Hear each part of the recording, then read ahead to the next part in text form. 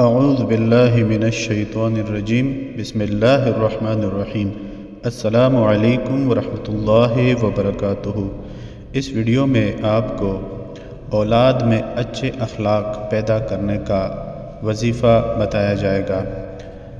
اپنی اولاد میں اچھا اخلاق پیدا کرنے کے لیے مہینے میں ایک بار جمعے کے روز اسم مبارک یا قدوس کو اول و آخر 5 مرتبہ درود پاک کے ساتھ 1100 مرتبہ پڑھیں اور پانی پر دم کر کے بچوں کو پلائیں۔